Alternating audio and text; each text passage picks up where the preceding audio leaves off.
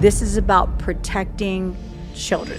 We moved from California about 7 years ago to Franklin, Tennessee. I thought I would be sipping sweet tea on my porch, just raising my homestead with animals. And immediately we realized that a lot of the things that we left in California, we were starting to see that infiltrate the culture here. What were some of the things that you were seeing? The sexualization of children. I was starting to see the radical sex ed come into the schools. At what grade level? Fourth grade. The more that we looked into the education system from the top down, we started uncovering some really dark, sinister, evil agendas. A lot of people in the church, they say that's political, protecting children from the sexualization. Do you say that as political? The people that say that, I think they use that as a semantic shield so that they don't actually have to take action. What would you say? You've got a young mom, she's got kids in the public school system. What are some of the steps she can take to make a difference? Right. Well, welcome to the podcast. I'm super excited about the guest I get to have on the show today. I have been trying to get with Landon Starbuck for a really long time, and you think, wait a minute, is that the coffee shop? No, it is something actually more extraordinary. Landon and her husband, Robbie, they moved from California to Franklin, Tennessee, and we met one another at a farmer's market, and I had been watching their fearless, courageous work. And anybody out there that you've ever wondered if your voice can make a difference, I believe today you're going to find out just how powerful commitment and courage and using your voice can be. So, Landon, tell everybody a little bit about you. Well, thank you so much for the warm welcome and words.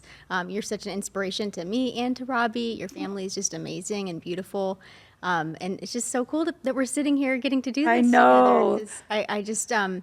I'm so passionate about these issues, and to tell people a little bit about my story who might not know me or what I do. Or I want you to tell them everything. Okay, so here's the short and condensed version. We moved from California about 7 years ago to Franklin, Tennessee, and it was a total leap of faith. It was a God thing. We moved here not knowing anyone and thinking we're crazy. We're just moving across the country. You were ahead of everybody else. And that's amazing, because when you're obedient to God, there's fruits of that, which was we got here before COVID, all of the craziness, and thank you, that we listened. So we moved here. And, I thought I would be sipping sweet tea on my porch, just raising my homestead with animals and just getting to relax. And there was a different plan for us. And immediately we realized that a lot of the things that we left in California, the values, the steady decline towards socialism and types of practices that even are communistic in practice as well, policy-wise, we were starting to see that infiltrate the culture here and the schools. And when we saw that, we thought for certain, we're seeing this, we're going to bring the attention of the schools and the community, the churches, and people are going to respond because they're going to be as horrified as we are, right? And we were shocked that the response was almost like gaslighting. It was almost like, that's not really happening. Or, oh, honey, that doesn't happen here in Tennessee. That kind of response. I love the accent. I'm originally from Texas, so the accent, I got the real accent down there somewhere. But yeah, it was so surreal that this was happening to our children in schools here. And we started speaking up about it. And there was almost immediate polarization happening. There was, some parents that were like, we see this too. We're behind you, but we're not going to actually use our voice and say anything because, we have a job or we have this or, the litany of reasons why. And what were some of the things that you were seeing? You mentioned in particular, this lean towards a socialist, communist, and your husband came from Cuba. Yes. So his family came. So they'll be like, wait a minute, we've seen this before. But what were some of the things that you saw that were specifically creeping in? Right. Well, so culturally, I would say the sexualization of children. I was starting to see the radical sex ed come into the schools. At what grade level? Fourth grade. So fourth grade. Yes. And also a lot of the political stuff started happening. So I remember a time where we were friends with other parents and where there was no political divisiveness, there was no racial divisiveness. We had friends of every color, every creed, and everyone got along fine because we had the shared goal of raising children together. Mm-hmm. And that was shattered the moment my husband decided to support our president who was running at the time. And it was really about, the immigration issue. And the very next day, my daughter at school was targeted, called a racist, pulled aside. We had A fourth grader. Yes, a fourth grader. There was speakers brought into the school that said there's no such thing as a Republican woman, only abused women. So that really Wait, there's not even Democratic women? Oh, yeah, no. There's only This was abused women. a speaker Okay. who came to speak to the kids, and that was, the sentiment behind all of this. And so we really started doing our own research, like, what is happening here? How did we go from everybody getting along and barbecuing to this divisiveness? And the more that we looked into the education system from the top down, from the American Library Association to the head of the education institutions, all the way down to state level policy, we started uncovering some really dark, sinister, evil agendas. I don't know how else to describe it, with the sexualization of kids, with the gender ideology, which was just starting to percolate. So what year California. would this have been? 2017, 2018? Oh gosh, I'm so bad with actual Pre-COVID? dates. Oh yes, pre-COVID, Pre-COVID, for okay. sure. Pre-COVID. Yes, right. And so that's when we started being aware of this. And so when we started fighting back, we were met with so much resistance. We took a look around, we read the room, and realized nobody really wanted to fight this. This was the culture here. It was very saturated. And I have friends who stayed, and I think that everybody has a different calling, and I think it's wonderful that they stayed and fought the fight there. But we were just feeling called to leave and to raise our children around values that we value. And so coming to Franklin, Tennessee was a huge leap of faith for us as a family, but it was also really a beautiful thing spiritually for us, because we were able to expose our children to the family faith culture that it makes this town so great. So you were shocked to find that kind of sexualization So shocked. and gender ideology Yes. already present in Tennessee. Right. I remember way back in 2015, I started to talk, and I would share from the stage that in Boulder, Colorado, they were sexualizing junior high students, and they were showing junior high kids. They would separate the boys from the girls, then they would show the boys videos of boys kissing boys, and they would show the girls videos of girls kissing girls, and they would say, if you have a sexual response to that, that means you're gay. And they were pushing this agenda way back then, and nobody believed me. They're like, that's not happening. Right. Oh, that's just Boulder. That's just, and now, of course, we know it's gone way beyond just that. Right. So what did you, so you're here, you're like, okay, I'm in the faith family, sweet tea world, and now all of a sudden you find out it's the same seeds of deception and evil. And, at the end of the day, it's after the children. I don't know why people have to make it about a politics. It's the end of the day, it's after the children. And so you guys did a documentary. Tell us about it. Right. Well, just to preface that a little bit of like why we decided to embark on this documentary, we both came from the entertainment world. Robbie was a award-winning director. I was in the music industry. I was a Billboard charting artist, and I decided to leave before Robbie did, because I was so tired of the sexual quid pro quo culture that women are faced with there. And at the time when you spoke about it, you just seemed like sour grapes. Nobody really understood. Now people go, oh, I understand how this industry works. And now they're seeing what what happens to kids. Most of these kids are speaking out as adults now about what they've endured as children. And so when I started to understand and really mature, I understood, okay, this is what this is, and I just don't want any part of it. I just decided to focus on being a mom. And around that time was, shortly afterwards when Robbie decided to leave as well and set his career on fire, literally overnight. So when we came here and all of this started happening in the schools and everything, at the same time I was running my nonprofit, which fights child exploitation. And I felt like all I was doing was just trying to convince people that this was happening. I couldn't even get to let's fix it. Like, that's what I'm all about, is solutions, activism that changes things and restores people's lives. But you can't get there if you can't convince somebody that something's actually happening, that there is a problem. And we know this with every facet of life, with spiritually, with addiction, with whatever it is. If somebody's you're married to yes, me, right? exactly. Absolutely. They don't recognize there's a problem. So that's when I realized we need to make a documentary where it's just unassailable factually. It is all there. It doesn't have a political agenda. It doesn't have a spiritual agenda even. It's just, this is the problem. This is what's happening. Look at it. Just if you aren't willing to see this, then how can we get people to change? And it's all in one place, and it took a lot of research, a lot of time, energy on so many amazing people's parts to make it happen. And the second we released it, we were banned on all platforms. We couldn't advertise. How do you promote a documentary when you can't even advertise on social media? On social media, we could post about it, but we couldn't take out an ad. Any other film, you have to rely on ads to promote it on YouTube, on Instagram, on Facebook, you name it. We couldn't do ads except for on X, and we didn't take out an ad on X. But it was Twitter back then, probably. Yes, wasn't it? yeah. Yes. Well, it was around the time, I think, around the switch. But what was amazing and what God did with this film is that organically people started sharing it, and it ended up becoming the most watched documentary of that year, and over 60 million people watched this film. And I really believe the power of people's stories that we highlighted in this documentary changed legislation across the country, it changed mindsets, it changed hearts, and it just was a very powerful force. So we're just blessed that we were able to do it and that we got it out in the right timing. Yeah, and the documentary is called The War on Children. The War on Children. The War on Children. And now if we've got a little different climate right now, can people watch it on any of these platforms? Yes, now it's on Amazon Prime, it's on Fox Nation, it's available on X and various other places. Go to thewaronchildren.com. You can find what way you'd like to watch it. Right. I love that. And I think I saw some clips from it.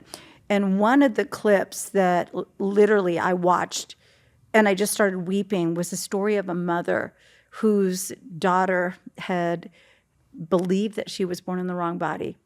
And can you tell a little bit about that story?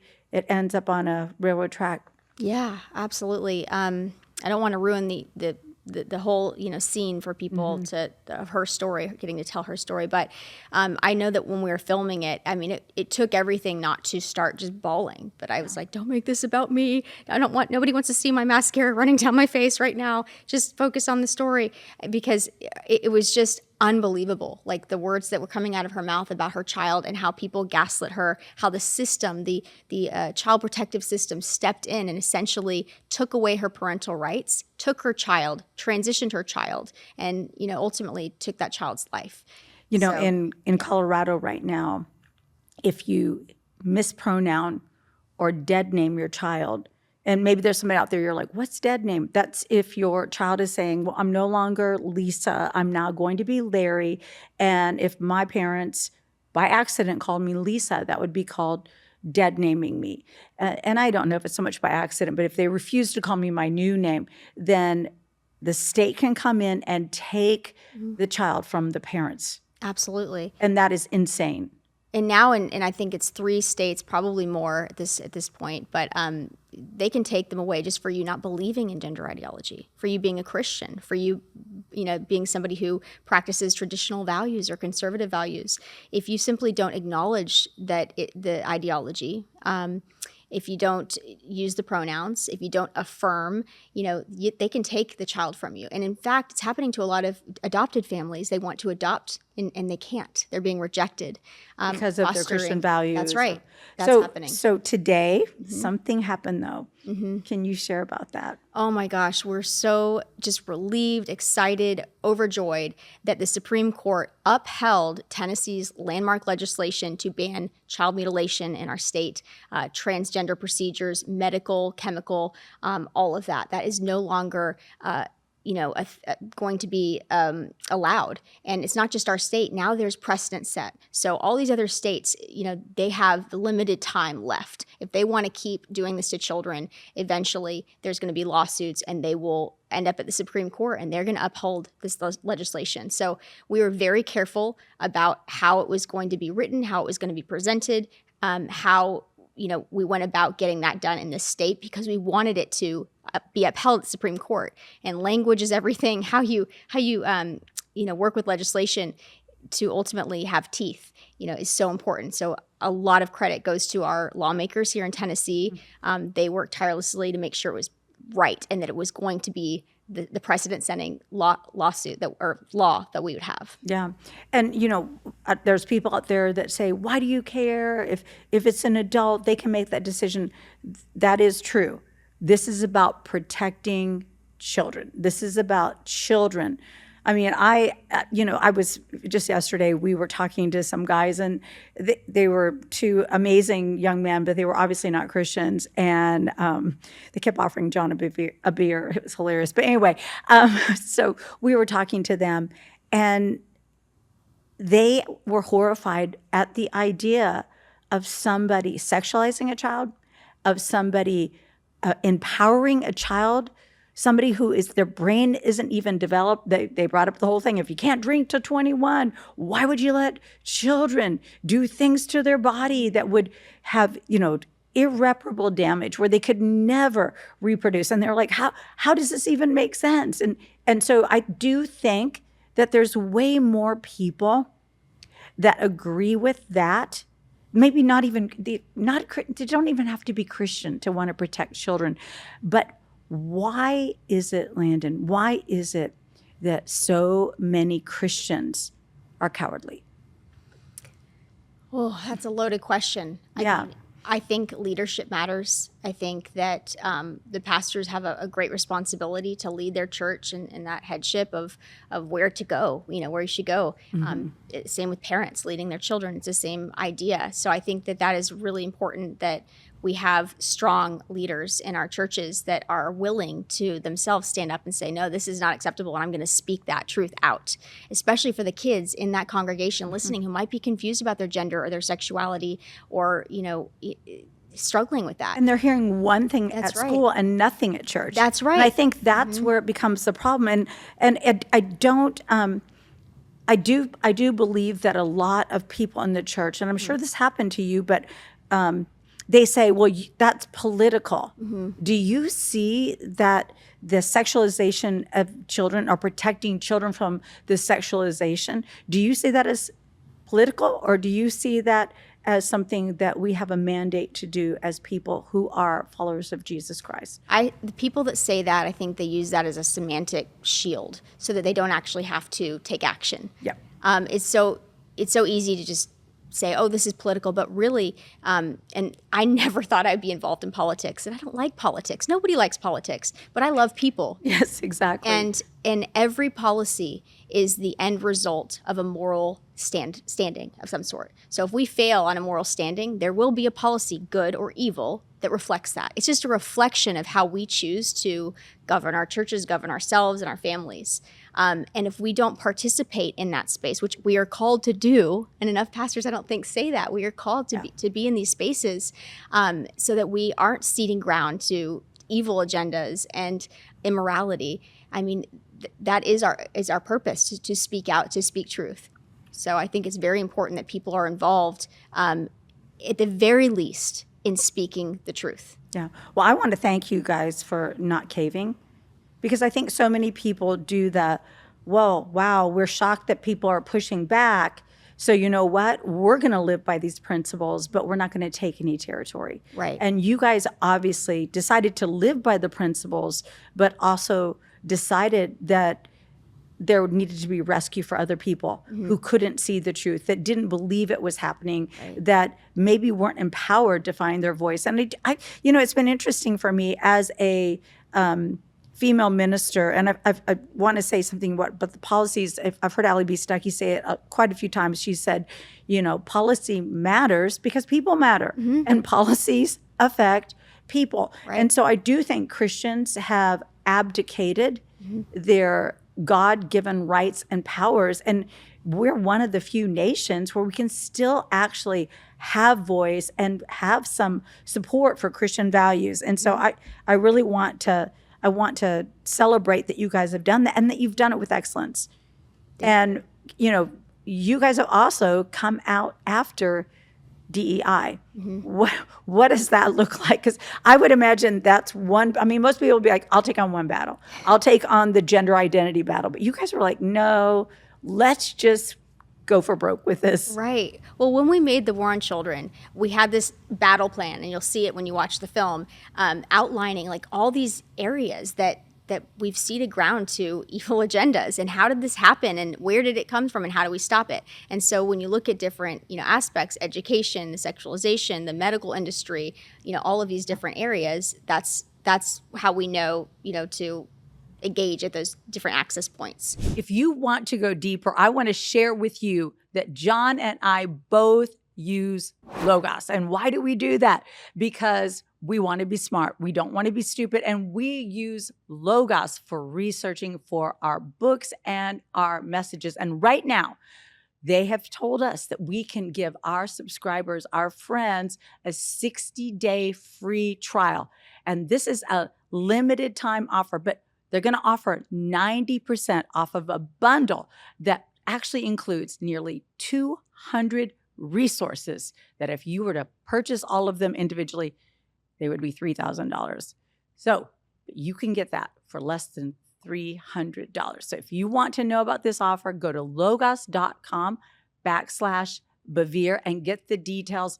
We want you to be wise because we're living in a day where there's a lot of things that sound good but feel wrong. And you need the word of God to be able to rightly divide. Go to logos.com/Bevere to start your 60-day free trial. Maybe I came into your world where you were already talking about the gender identity, and then maybe you're doing DEI first. I don't know. But all of a sudden, I saw you and your husband coming out against huge corporations, and all you did was put their own statements of how their virtue alignment is online. And what started to happen? Right. Well, with DEI, it sounds good in theory, right? Diversity, equity, inclusion. Yep. But it's really the most divisive, racist, polarizing force that tears people apart, families apart, businesses apart, your workplace relationships. And we started realizing we needed to speak up on this and see what we could do to change it.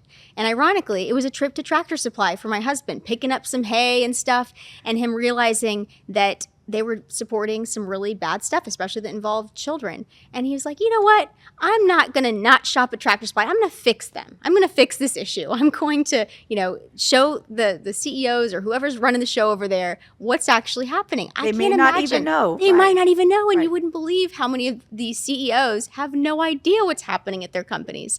So that was really the start of it, was just Robbie not wanting to, he likes his routine. He likes to pick up his own hay and his stuff for the cows and all that. Who knew? That wouldn't happen in California. That motivated him to get in that fight. And then when he had that success, we realized that we don't always have to fight in a spirit of striving and exhaustion and, being strong and all that. We could have fun with this. And really, we're just taking their own words, which they should be very happy with, and the things they support, and saying, okay, well, it's Pride Day. There's this information. There's this. You should be happy about this. And then they're not happy about this. Why? Because it's not actually what people believe. This is an agenda that is being pushed by these extreme fringe people that have these agendas.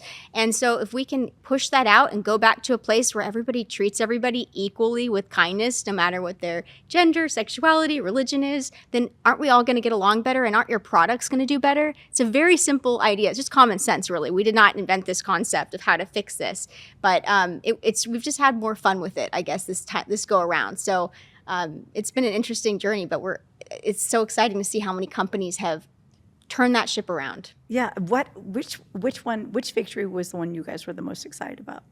Well, Robbie was the most excited about Tractor Supply. Okay. It's the hay. Yes. Okay, I got that. Yes, definitely. And I'd have to think about, there's so many, honestly, at this point. I would say I'm really excited to see Harley Davidson turn around, because it's such an iconic American brand. And they were really riding off the rails with Harley, but eventually they started turning things around. So that one was more of a fight to get things where they needed to be. Wasn't it like Lowe's also? Yes, Lowe's, Toyota, McDonald's, Walmart, yes. Target. The list is so long. I wasn't surprised about Target, but I was surprised about Lowe's. Yeah. I really was. Okay, so how are you? I love that you're doing all this out there, but how are you discipling your 4 children at home? Wow. So that I'm currently still in this season of restoration right now, even though I'm exhausted. Sounds like doesn't go together, but I had a very difficult pregnancy, as you know. I remember. And I took a break from everything. In fact, this is like the first podcast I'm doing again, and my baby's 8 months. And in this season of restoration, I really felt called back into my family, into pouring into them and pouring into myself so that I can lead them better and so that I can find joy again in my home. And I'm not just feeling like I'm juggling all of these things and fighting and striving. And it literally took me being in pain, to surrender. And Wow. so I was in so much physical pain during that pregnancy. And I literally had this mat in my room called the crying mat where I would just go to, because I would be in pain. There's nothing you can do. You can't be productive. Was it back pain? It was body pain. It was joint pain, body pain, and this host of other issues. But I kept reminding myself, like, at the end of this, this isn't cancer. At the end of this, I hopefully get this beautiful, healthy baby, and I did. But there was just a lot of lessons, that I was cultivating during that time of being brought literally to my knees or to the crying mat. And I'm still in that season of just getting to figure out how I'm going to move forward, whatever that is that I'm supposed to be doing, with just more rest, with more grace, with more ease, with more joy. And it's just it's a different way of fighting that isn't going to be so depleting going forward. So I'm still calibrating and learning those lessons right now, but pouring into my kids. I have 4 kids now, and I thought after 3, what's one more? It's a lot more. It's a lot more.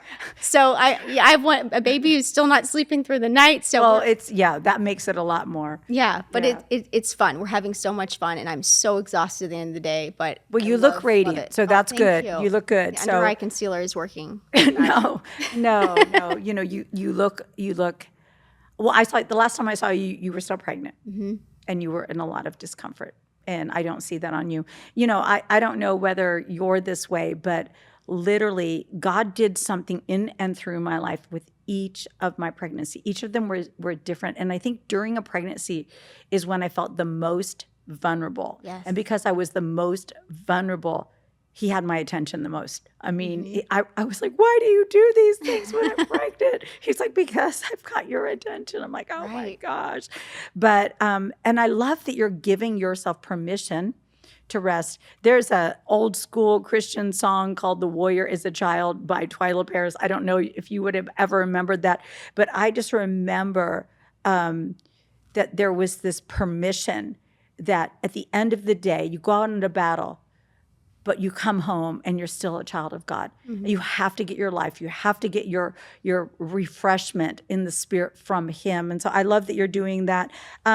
Christian parents, are they finding their voice, or are they afraid because of what's happening in the school system? Well, I'm seeing a lot more parents starting to speak out, starting to be involved, starting to pay attention. We've moved from this area where parents were like, well, I know this is happening. What can I do, or what can you do, Landon and Robbie, to fix it? To, these are my children. This is my responsibility. I'm their first teacher, most important teacher in life, and I need to go to the school board. I need to go to these meetings because this is my child's life.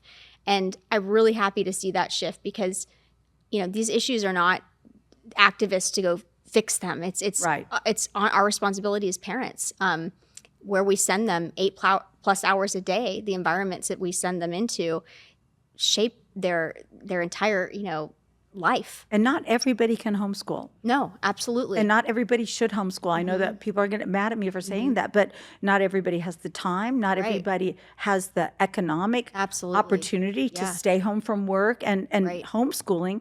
Not everybody is skilled to homeschool. My kids would have been idiots if I homeschooled them. But the truth is, every parent needs to actually use their voice in the school. A long time ago, when my son, who is now Christian's husband, who does a podcast with John, when he was 14, he was a freshman, he came home, he had just finished golf season, he was trying out for basketball, super tired, and I remember he came down to my bedroom, he's sitting on the bed with me, he said, Mom, I keep falling asleep when I'm reading this, will you read it to me? So I start reading this book to him, and all of a sudden he reaches over and he closes the book, and he said, I hate this book. And I said, wait, what did you see? And I open it up. On the very next page, it says, if there was Olympics for masturbation, I would win a gold medal. It said, I have a book with 1,000 naked women in it. And it went all through this, and it just even worse. Now Arden is going to be 31 this October. He was 14 back then. And I remember I was like, oh my gosh, this is horrible. I said, this is for English. This is why are you reading this book? He goes, I hate it. I hate it. And so I said, okay, I'll call the school tomorrow and I'll tell them that you don't want to read this book and you want to read a different book. So I called the school, the teacher calls me back and I said, hey, and I didn't pull the Christian card.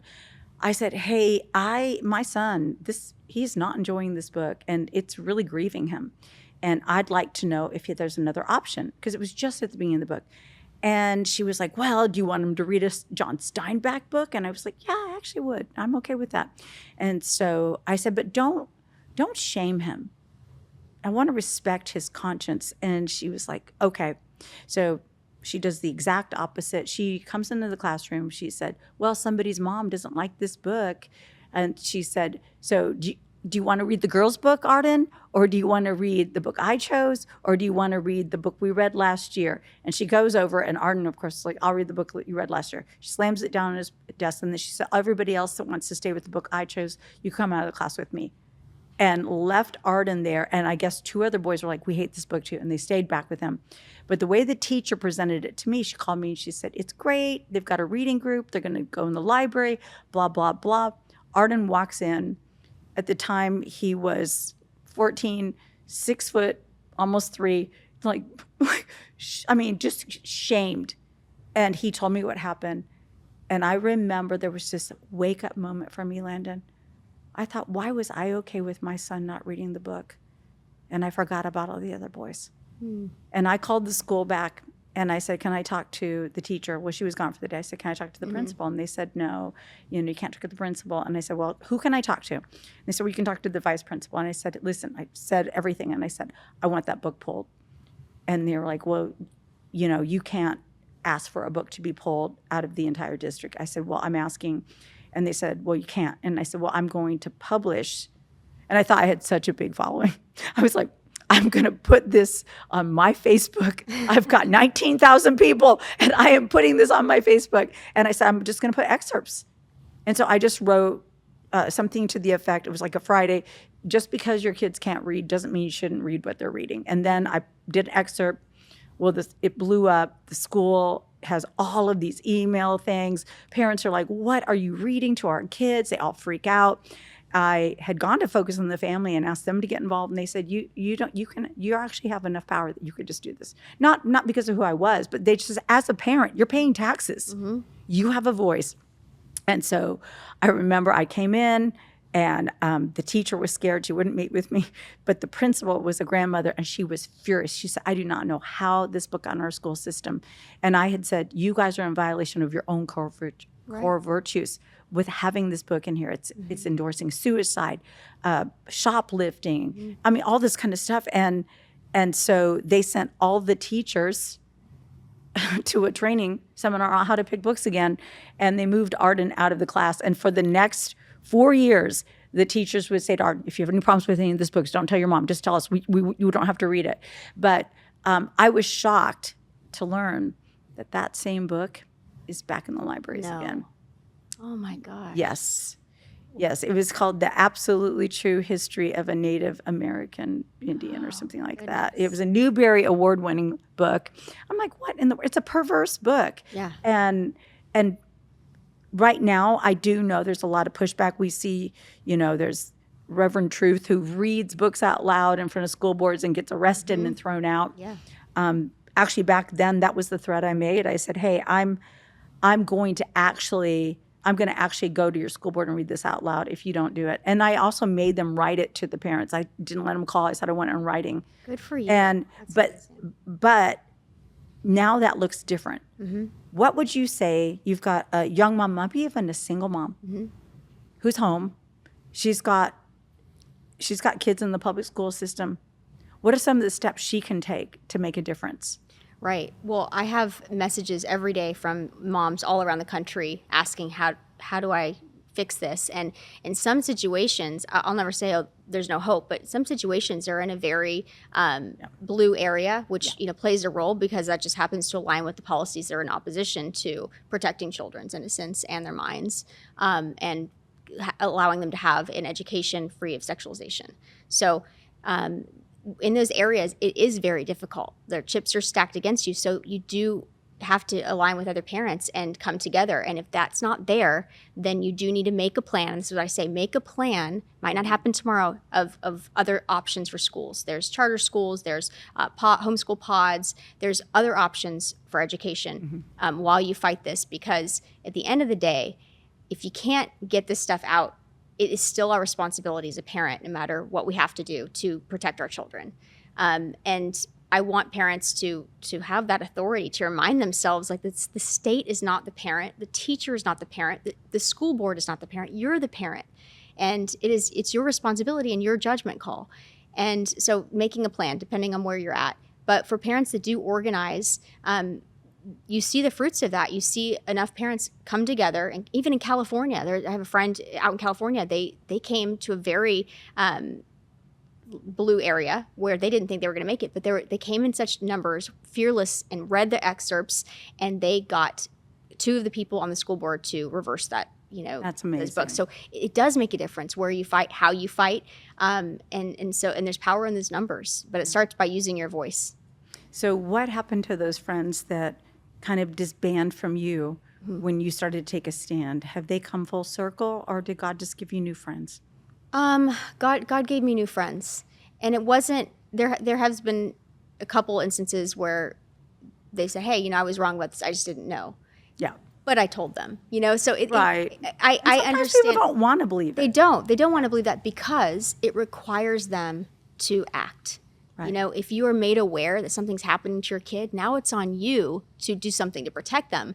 And that takes away from their me time or their, whatever they want to do or the picture perfect life that they thought they had because they worked so hard to get into this elite private school in Tennessee or whatever the situation is. And that's what I found. So that when we realized that was happening to our oldest daughter, we pulled her from that school that many parents said, like, that's not happening. And ultimately, they didn't want to fight it. Okay. Mm-hmm. Yeah.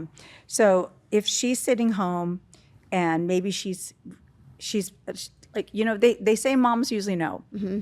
And what can she start tonight at the dinner table with her kids? What are some of the questions that they can ask around the dinner table to find out what is going on? What are you hearing? Without the children feeling afraid that they've done something wrong or being accused?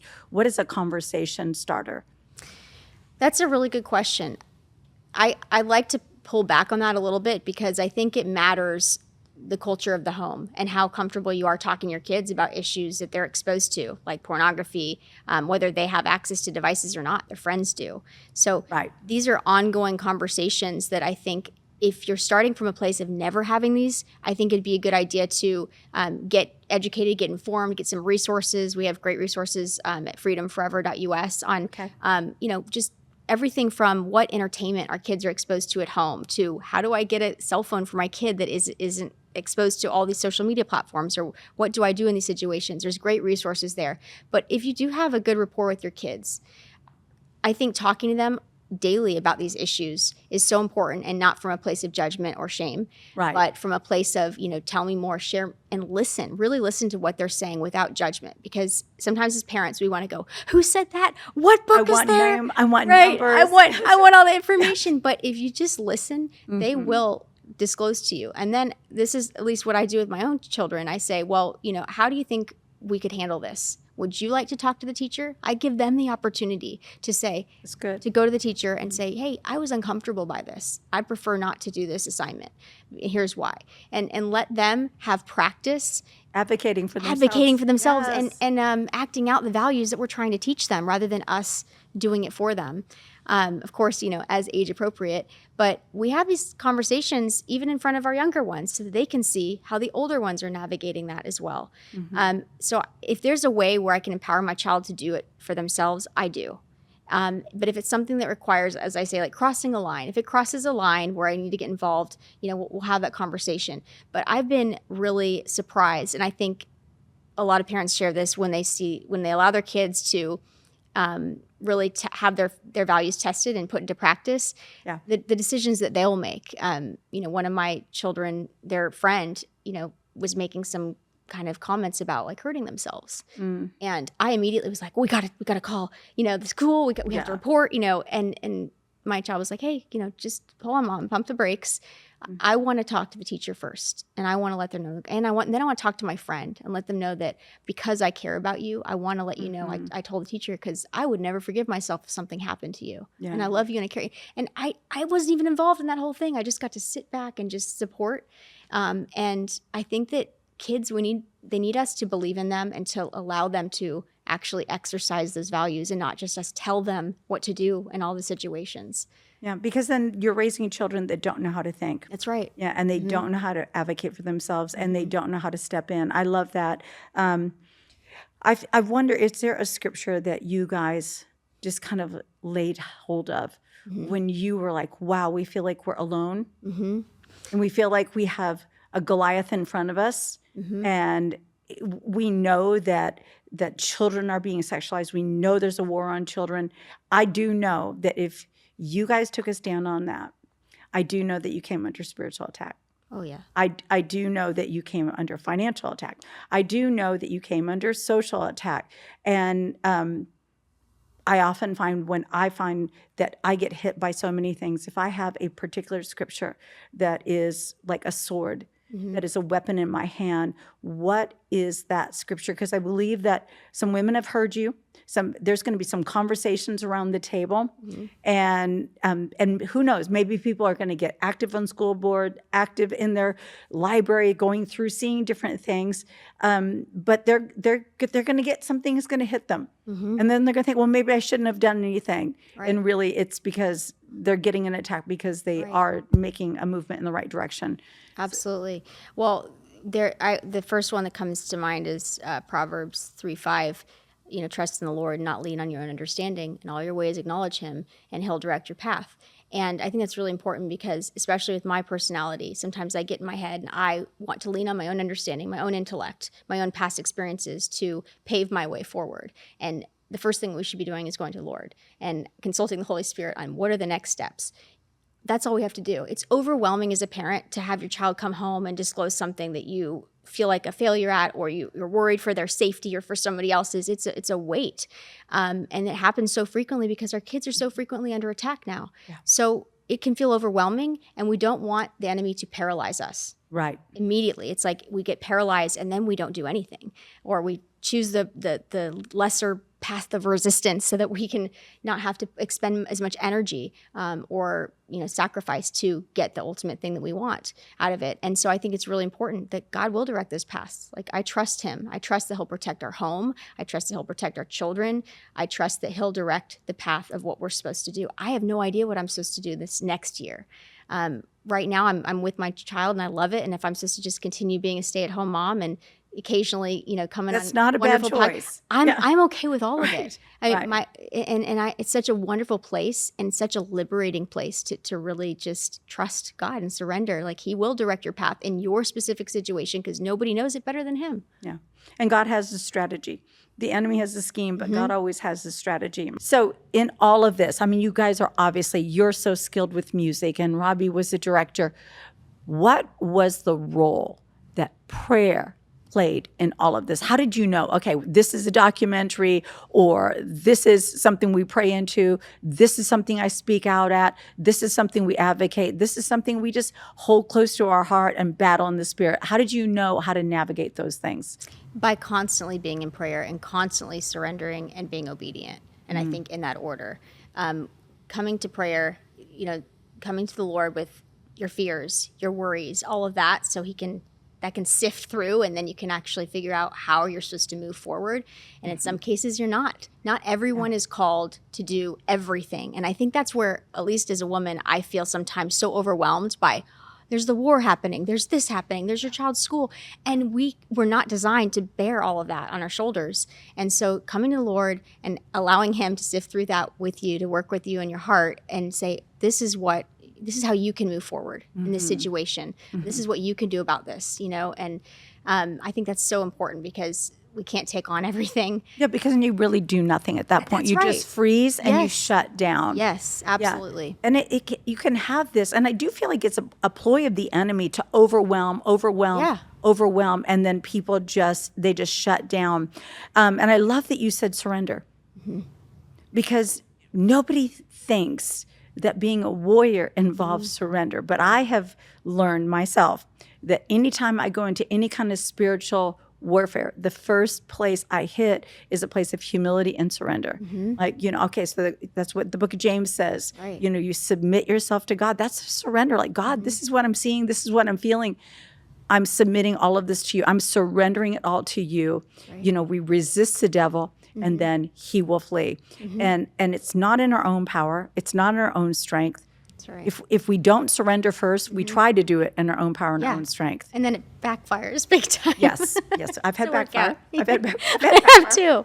backfire. Yes, exactly. Yeah. But even with backfire, you learn a lesson. And that's the beauty of walking with God, that we fall and we just get back up and we're like, okay, that didn't work. We'll try surrender first. Yes. So, yeah, because I see you both as such warriors, but I don't see you harsh or mean. And I just think that's such a beautiful combination. And sometimes when you see so much darkness, you see so much evil, you see so much injustice, and you feel like you're not being heard, people go into the anger zone. And I appreciate that you've guarded your heart. And I love that you are just enjoying this beautiful little baby boy, this Leo, and just having that moment to just restore yourself. And then you'll know. We have a friend, John, we were on vacation, and John, my husband's, kind of type A, kind of, and one of our friends who's a pastor, he said, hey, John, guess what? It'll be revealed. And so that became our thing we would say to each other. And so to every mother out there, every parent out there, every person that's like, what's going on? They feel called to have a battle, but they don't know what to do. You surrender, you pray, and it will be revealed. God wants you to know. He wants to talk to you. He wants to give you clarity. And I'm just so thankful that you guys did that you moved and didn't cave, didn't say, fine. We're angry. We feel rejected by our friends. We feel like people doubt our hearts on these things.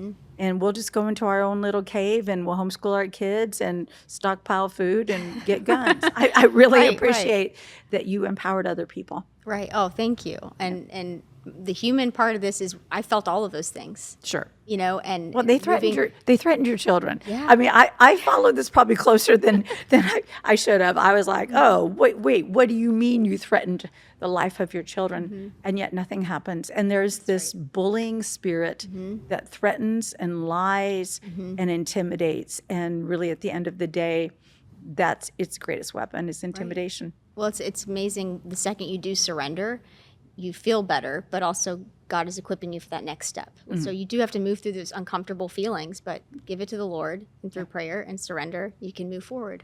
So everybody needs a crying mat. It sounds like the surrender. Maybe it's just called the surrender mat. And when we say surrender, we're not talking about surrender to the enemy. We're talking about surrendering to God. Yes, exactly. Yes, absolutely. I should call that sounds so much nicer than the crying mat. The surrender mat. Maybe it needed to be the crying mat for a season. Now it could be the surrender. Yes. The surrender space. I love that. Something like that. Yes. That's awesome. Landon, I mean, people might be saying, I don't really think this is happening out there. What are the stats? Wow. Well, in my work, the stats keep climbing. Over 32 million reports to NCMEC, the National Center for Missing and Exploited Children, of suspected online sexual exploitation, abuse, CSAM, child sexual abuse material, have happened in the past years, and it's only getting more. And that is really alarming because we know that at any given time in any part of the country, there's a lot of pedophiles seeking out this content. And I gave a TED Talk, which was banned a few years ago, about this specific situation where we do these stings, and in any area of the country, within hours, hundreds of men seeking to meet children. So they found this amazing vehicle of online where legislation, it's like the Wild West because they're not regulated. Right. And parents aren't paying attention, and they have direct access to children. So these crimes they went from being the man in the weird van to online served up content to children. And these social media companies are only complicit in that by suggesting sexually explicit content of children, exploitive content of children to them. So we have a very big problem here. And that's why the threat has never been greater to children, because there's never been greater access of these pedophiles, these predators to children. I heard, and tell me if this is true, Landon, I heard that child predators, will actually go backdoor through games. So games that are completely innocent, like Minecraft or Among Us, they somehow get into the games to access the children. Is that true? That is absolutely true. In fact, I was working with a family recently where there's a game called Kahoot, which is a quiz game that a lot of schools use to quiz prepare their kids for tests. So even on something like that, they can access children if the proper precautions aren't carried out. So what does this mean? Because when I first tell parents this, they say, oh, well, ban Roblox, ban this thing, ban Kahoot, but that's not necessarily the answer. With larger social media, platforms, yes, that is the answer, because until your child is ready to navigate a world of pornography and predators, we should not be exposing them to them. Right. But there's some, things like Roblox and games like that. And the solution is really tech and supervised shared spaces. No phones or devices in children's rooms or giving them privacy with that. They are not ready for that. So anytime using it in a school setting, make sure the school is educated on tech safety. And there's great resources that we have at my organization as well to help parents navigate them. But we don't have to live in a spirit of fear over all these things, because there's wonderful things about these things too. I learned so many things from YouTube, and so do my kids. It's just navigating that world with better resources and digital defense skills. Yeah. And, so many parents, I feel so pressured by their children for that smartphone or whatever. What have you found out to be the age? And I guess that would vary according to the child, but would you say to a parent, I would never give my child this phone before the age of? Can you fill in the blank? Sure. Policy-wise, I've been asked that question a lot, and I say 16 just to give that hard number out there. But I also like to couch that with, at 15, you should really be talking to your kid about piloting. Before you just give them a social media profile and say, here you go, you're 16, they really need to understand everything from predatory algorithms to how the beauty standards for women, how the sexual exploitation works, how sextortion is. They should know and be very literate in all of these things and dangers before they're exposed to those environments. So sometimes that education starts earlier, and everybody knows their child best. So sometimes because their child is exposed to other girls on the bus who might be on those platforms, they need that education sooner. But definitely not, a child that is prepubescent or going through puberty, the absolute worst idea is to give them access to pornography and sexual exploitive content. It just opens up a whole host of problems, and you can't put that genie back in the bottle. And every parent that I've worked with, their family that has lost a child due to sextortion or, child sexual abuse or any of or suicide, will loudly tell parents that please listen, please watch these tech hearings about what the cost is actually, because is there happening ways every to day. access that? If there's somebody sitting Sure. at home, they might be like, this is the first time I've ever heard piloting. This is the first time I've ever heard some of the terms that you're using. Right. Is there can they access that online? Yes. Your organization has Yes. some of that? Yeah, Freedom Forever. And we also amplify other organizations or other independent content creators that have really great, helpful content. That is our goal is with our online platforms, is to help people with that education. Wonderful. Thank you so much. Absolutely. So important. Well, I know that you got something out of this, and I hope that you hear that you have permission to be courageous. You have permission to start having conversations. Maybe you don't start with the overly charged one about what's happening at your school, but asking your kids, your children, they don't want to keep secrets from you. They actually feel sick. They feel conflicted. And you want to open up conversations. And I know that's hard. I know John and I had to say, we promise we won't ask for phone numbers. We promise we won't ask for addresses or names, but we want to be here for you. And you can do the same thing starting now. And we're gonna put all the contact information for resources that you can get from Robbie and Landon. Landon, you're also a beautiful songwriter. And so we want to empower you. You're thinking, I don't live in Tennessee. I live in crazy world. Listen, it always begins somewhere. And we want to give you tools so you can start being courageous. And you need to understand that the most powerful form of government is still the family.